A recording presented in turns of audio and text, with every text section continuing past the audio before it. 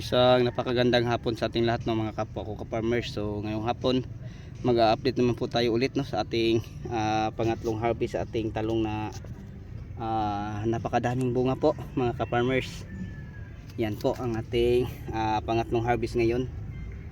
So from Luzon, Visayas at Mindanao, sa lahat ng mga subscriber, mga viewers, rare at commentators sa ating munting YouTube channel, ito na po ang ating update no, sa talong na sobrang daming bunga. So nagtatanong sa akin kung nag-pruning po ba tayo. Ang sagot ko ay hindi po tayo nag-pruning mga ka-farmers, kundi yung talong natin, tinatanggal lang natin ang dahon para makita no, natin ang bunga. So ganyan kadami ang bunga.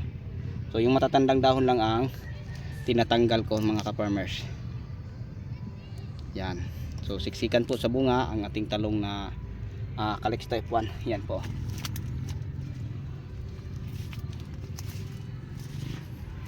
So bulig-buligan po sa bunga mga ka-farmers ang ating talong.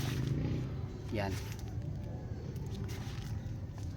Kahit tayo sa Lumingo no, magkabila ang linya. Yan ang mga bunga simula ilalim hanggang sa taas. Yan. So ito po ang ating talong na Calyx type 1. Pasensya po sa inyo, hindi ako masyadong marunong mag video na parang makuha natin ng sobrang malinaw no. So yun lang ang ipa-update ko sa inyo, yung mga siksikang bunga ng talong. Yan.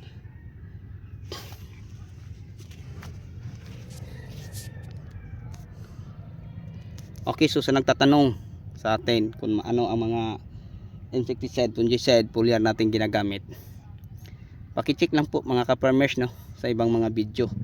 Kasi nag-share po tayo sa mga fertilizer guide sa talong, sa ampalaya at sa ibang mga pananim natin. At saka yung sa mga insecticide, fungicide, pati sa mga foliar. So yun lang po ang ma-share ko sa inyo. So ngayong hapon. So ito no, siksikan sa bunga.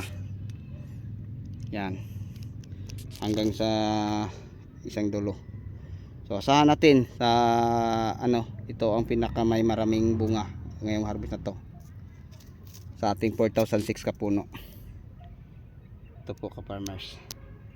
Okay, so bago tayo magtapos, may galab shoutout po sa lahat ng ating mga subscribers, share at commentator, sa inyong walang sawang pagsuporta no, sa ating munting YouTube channel. So sa inyong lahat, maraming salamat po. God bless at mabuhay po tayong lahat. Bye bye.